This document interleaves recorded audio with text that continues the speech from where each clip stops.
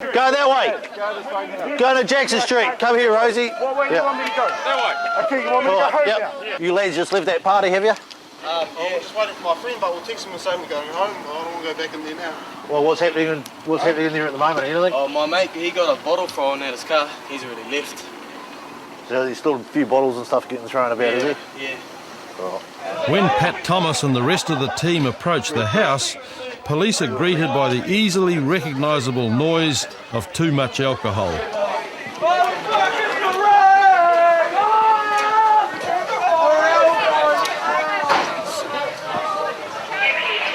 G'day. Hi, how are you? Good. Hey, sorry, this is another flat. It's not a party here. There's a flat up there. Oh. Front door and go. Well, this is all separate at the back, is it? Yeah, go through the front door, go upstairs, clip in the smoking pot. No way. Are you actually going to close it? Yep. So I have to go get my alcohol now. Kristen heading inside to retrieve her alcohol is the last thing police want. The house is already full to overflowing. Here's a man from the past, eh? Hey, can you take me home? Are you allowed to take me? Can you take me to Upper Hut? We had rumours that was saying that it was going to be a lot of people, say maybe 200-300. Hi. How are you? I'm good. How are you? Oh, not too bad. Are you good? Hi. The house was so crowded it was difficult to get people moving, and while some accepted things had got out of hand, others did not. I thought it pretty much sucked because we were all having a good time and they just crashed it. That's the way it goes, you know. If the party gets out of control, then of course the police are going to be called. Pedestrian crossing, bro. Pedestrian crossing. No intent on damage.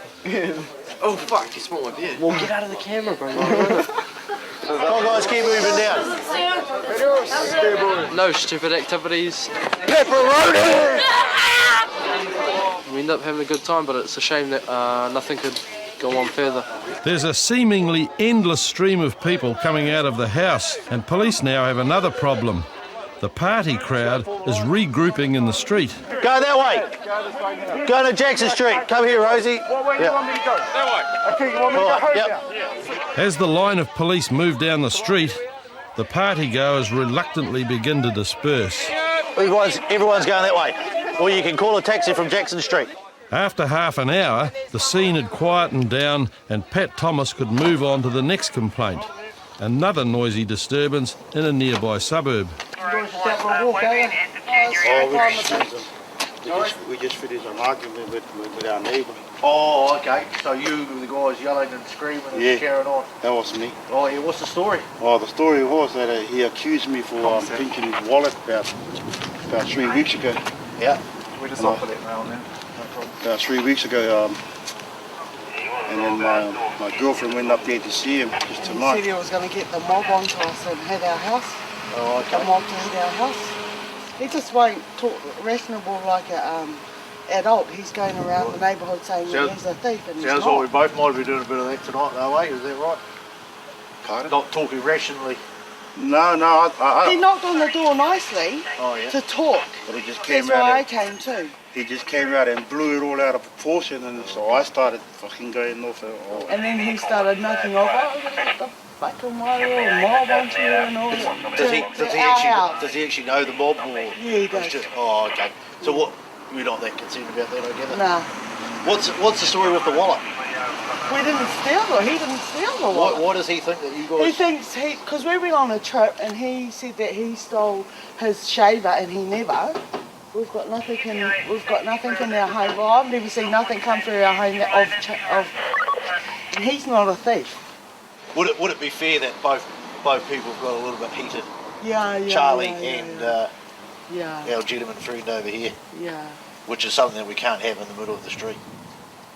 No, Especially it on was a- inside the complex. No, but I mean, like Oh, all the neighbours listening, and it's a Sunday night. Other officers are now with the complainant, who's adamant that the incident is all Charlie's fault. But Charlie disagrees.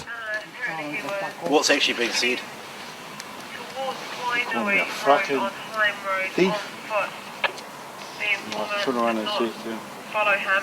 get the fuck out of here before I ring the cops so we did. Oh, okay. What are we going to do about all this? Well, I think it's come to this point now where it's blowing out and it's come out You guys, it might make things a lot quieter, easier. Yeah.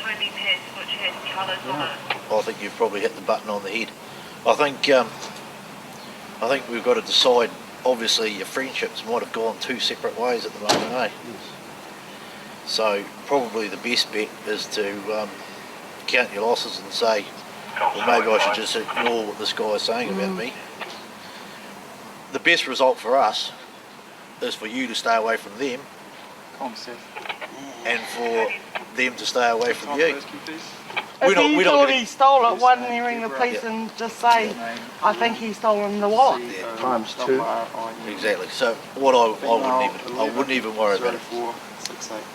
Okay. With both couples agreeing to stay apart, it's time for Pat and Brett to move on. I'll ring the next time if I hear about it. Oh, it sounds like the correct option. Okie dokie. Okay. See you later. When South Auckland constables Casey Broad and Joseph Rawiri arrive at the scene, there's nobody in sight, and for a few moments everything's very quiet.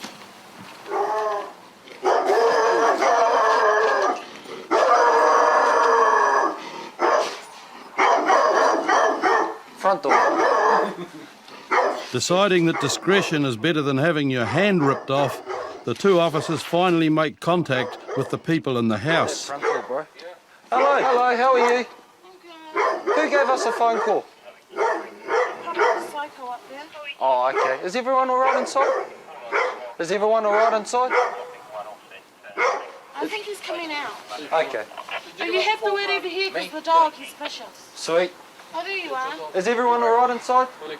We've heard you guys having a domestic. No, not me. Okay.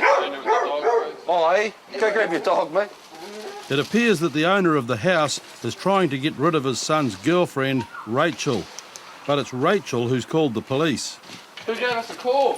Her, that drunken one there. You did? You did. Okay. Do you want to go speak? You come speak with me. Okay. Is everyone all right inside? Yeah, except for she's just causing trouble. Okay.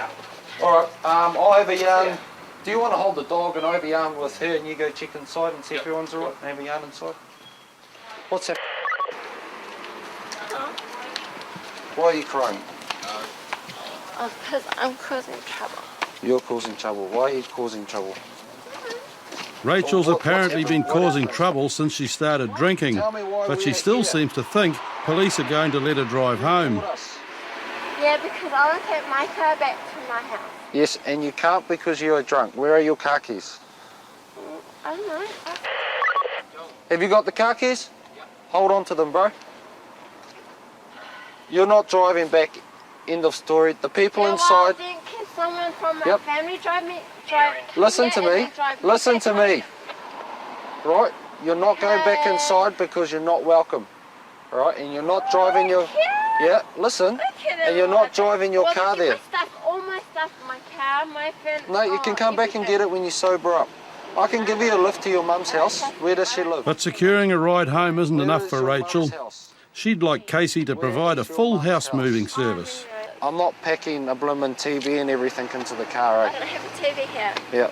Either or, mate. I'm not bloomin' packing everything into the car. My clothes and my debit card. Okay. Come. But Rachel isn't convinced she should leave. She thinks that her boyfriend's going to destroy all her stuff overnight. Listen to me. Listen to me. If he rips them up, then you can lay your complaint at the Otahu police station for willful damage. And then you can have him arrested and charged if he mucks around. Obviously you understand that, eh? Yep. But you can come back tomorrow when you're sober and drive the car. Sweet as. There's been no fighting between you two, like punch-up? Obviously not, because you're not talking. So, sweet as, mate. Right. Can you just go give my partner your name and that? And, Just stay with the alcohol, can't handle it. we'll shoot off. Hey, hey. If I hear one more swear word from you while we're outside, I will take you to the cells, okay? With the situation threatening to flare up again, Casey decides to get Rachel out of there, and after taking her home, it was on to the next problem. A car with illegal lights. Hello, how are you? Good, thank you. Do you have a driver's license?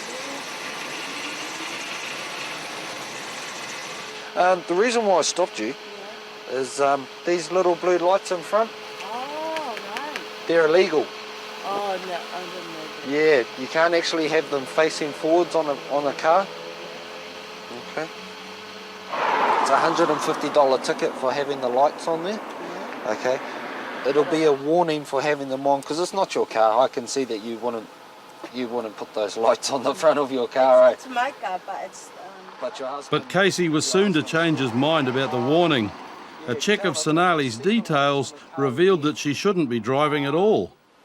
Hey, I'll tell you what I'm going to do. I am going to give you the ticket of $150 for the lights.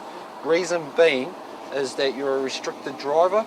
You're not actually allowed to be driving by yourself between the hours of 10 p.m. and 5 a.m.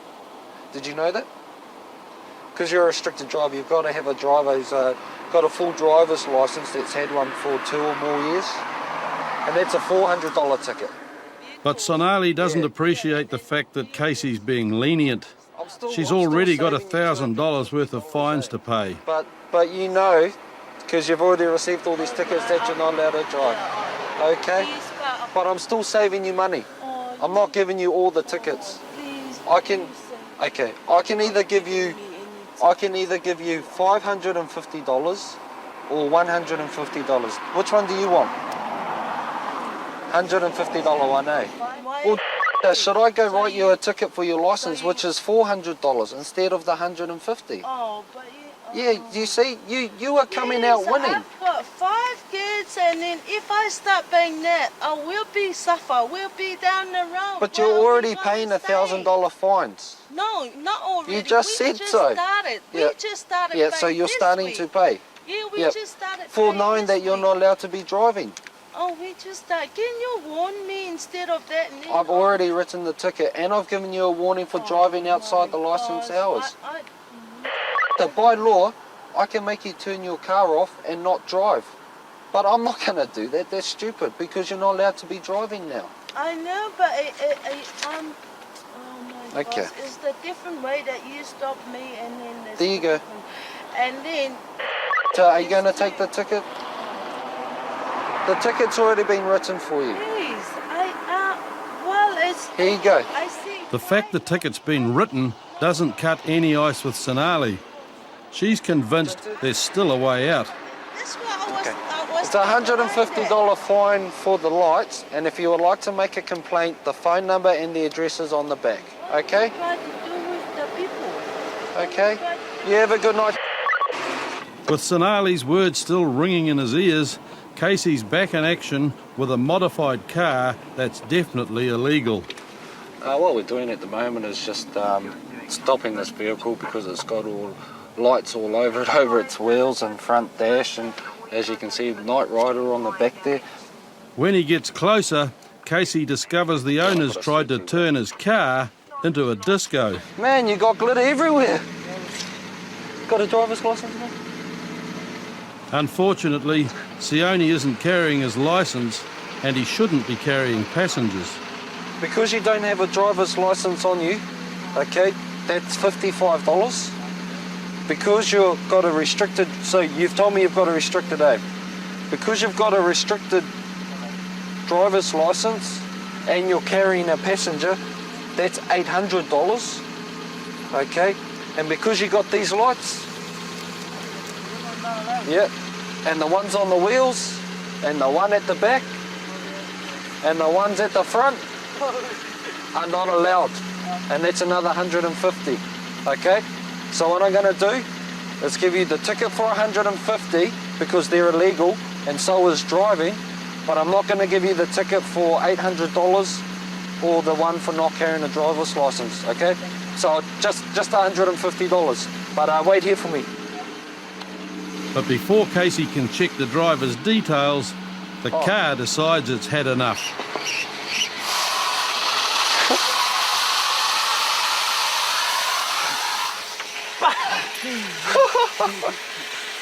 Does your car usually do this?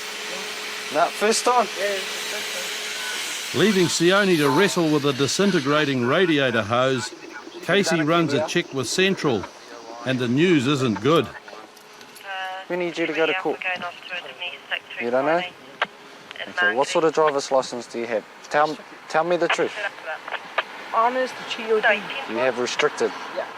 Your name on our computer comes back that you don't have a driver's license, that you've been forbidden to drive, which means that you're not allowed to drive a car. Where's your driver's license now? I lost this one. You lost it. Yeah. Okay. The day before yesterday. We've also got a warrant for your arrest. Okay? Which means you have to come with us now. And then we're going to go to the police station and sort it out. And if you're telling me the truth, then sweet as, I'll drop you back off at home. But at this stage, you have to come with us. What's happened is our driver of our motor vehicle has given me 2 different names. Subsequent checks on that has revealed that one of those was a false name. His other name that he gave me was correct, and he's a forbidden driver. Also, our driver has a warrant for his arrest. But back at Papakura Station, the story takes another twist. Right, can I get you to start your vehicle up again, please? Constable Ben Quinn had been on patrol in Nainai when he'd first heard the unmistakable sound of an illegal muffler.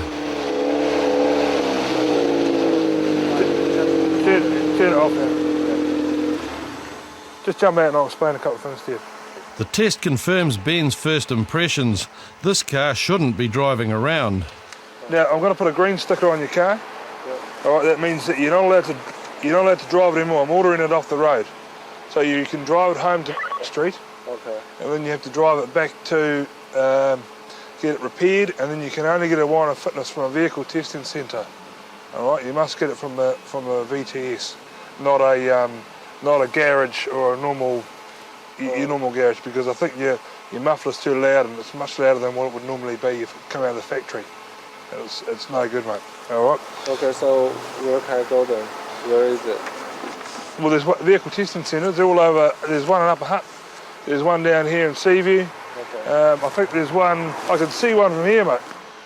Having agreed that testing stations are fairly thick on the ground, John, the driver, is already adding up the cost of his noisy exhaust.